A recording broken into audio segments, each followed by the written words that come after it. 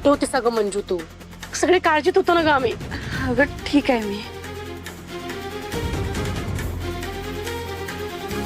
घ्या त्या वेळचं अख्खं खानदान इथं काळजीत आहे. आणि ही बघा नटून थटून कुठं बाहेर गेली ती काय माहिती. ए सत्या काय सुद्धा ही समज हा रात्र तुम्ही बाहेर जाता काय करतात तिकडं. आधी ही न सांगता बाहेर गेली आणि मग तुम्ही गेलास. मग ही गेली की तिच्या मागा मागे जायचं असते का तुला. कुठं गावली कुठं होती. मंजू अगं कुठे होतीस हा? काय विचारतात मम्मी साहेब.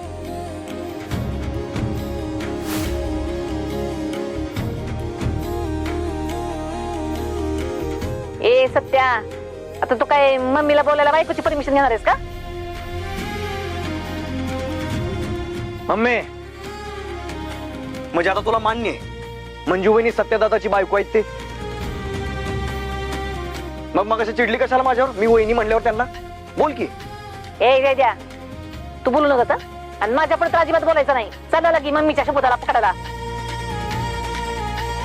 सत्या तू सांग हे तर काय खरं सांगणार नाही. काय चाललंय तुझं. कुठं काय चाललंय मम्मी. तुला काय वाटतं आम्ही दोघं बाहेर फिरायला गेलो होतो. तसं नाही आहे. एक गुन्हेगार आहे आणि त्याची टीप मिळाली होती वाघमाऱ्यांना. त्याला पकडायला गेल्या होत्या त्या. आणि तिथं काय झालं माहितीये तुला. त्या गुन्हेगारांना त्यांनाच किडनॅप केलं.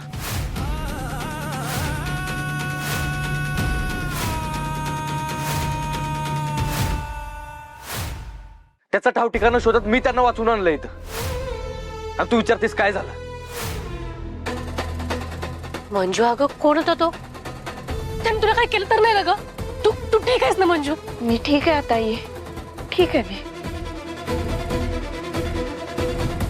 हो सत्या मंजू सापडला का तो माणूस.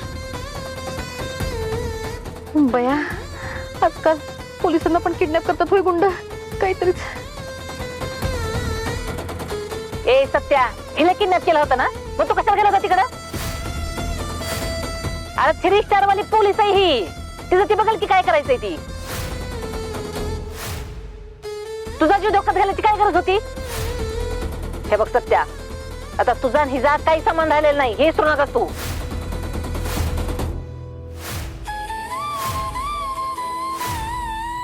मम्मी पास हे बघ संबंध नाही म्हणल्यावर संबंध तुटत नाही. माझा वाघमाऱ्यांशी तोच संबंध आहे जो याच्या आधी बी होता. आणि एक गोष्ट लक्षात ठेव कायद्यानुसार आज पण आम्ही नवरा बायकोच आहोत.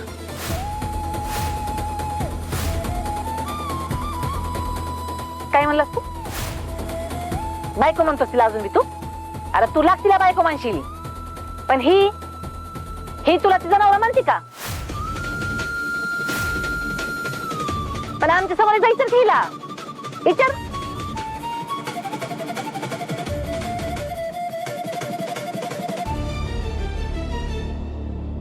काही काही निबळ मूग घेऊन गप्पा बसलीस. दे की माझ्या प्रश्नाचं उत्तर. सांग की तू समजा समोर सत्याची काय बोला ती तुला मान्य आहे म्हणून. सांग की बोल.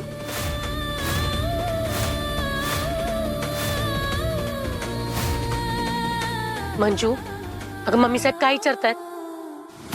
सांग त्यांना की तू सत्यचित्रावांना आपला नवरा मानतेस. काय झालं मंजू अगं सांग ना.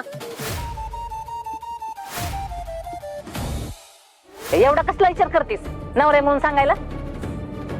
मम्मी साहेब या प्रश्नाचं उत्तर योग्य वेळ आली की नक्की दे.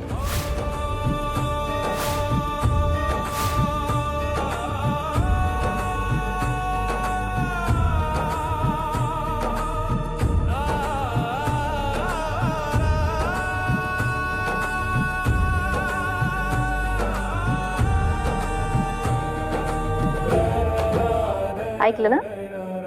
आता तरी नीट डोळे उघड.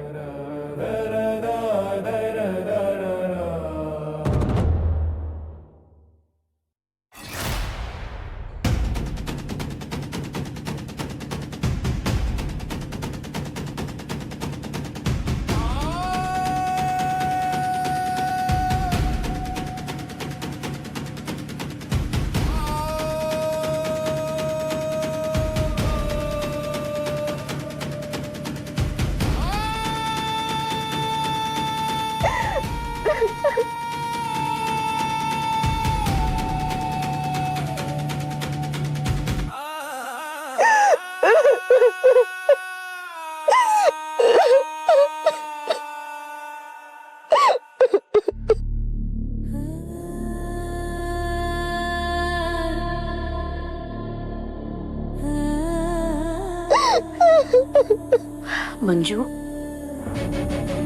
हे बाळा, उठ उठ ग. नको त्रास करून घे स्वतःला. नको ग रडू.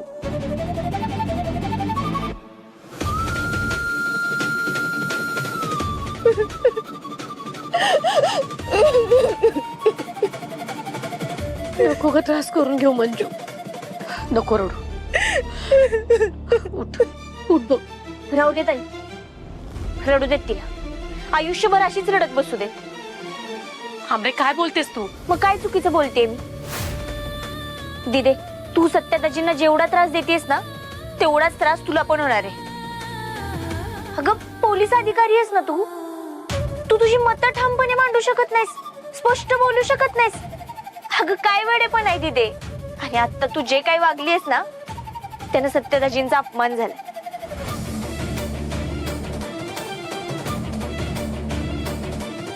आणि आतापर्यंत तू त्यांचा अपमानच करत आलीस. तिथे अगं, तो असा माणूस आहे ज्यांना तू सोडून गेलीस तरी ते तुला विसरले नाहीत. तुझं आणि त्यांचं नातं त्यांनी अजून पुसलं नाहीये. आणि तू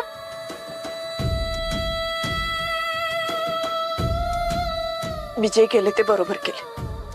घ्या, अजून पण हिला वाटत नाहीये की आपण चुकीचं वागलं. होय, कारण तुम्ही ज्या नात्याबद्दल आग्रह धरलाय ते नातं मी कधीच मोडून टाकलंय. सोड चिठ्ठी देऊ. मी सत्याबद्दल गैरसमज करून घेतला, त्याला नाकारलं. तो त्याची बाजू मांडत असताना मी त्याच्यावर विश्वास नाही ठेवला. मग आता कुठल्या तोंडाने त्याला स्वीकारू? वेळ निघून गेली आता. मंजू, नको ग रडू बाळा. नको त्रास करून घे स्वतःला. हे बघ, तुझे वागलीस ते चुकीचं होतं असं नाही. चुकूनच वागली आहे ती. अगं, चोर सोडून संन्यासाला फाशी द्यायला निघाली. आमरे, बास झालं. थांबा विषय. कसं थांबू आई? अगं, आता संधी स्वतःहून चालून आली होती. सगळं मनातलं स्पष्ट बोलू शकली असती, पण ही संधी सुद्धा हुकवली आहे. नाही, माझं प्रेम म्हणजे संधी नाही माझ्यासाठी.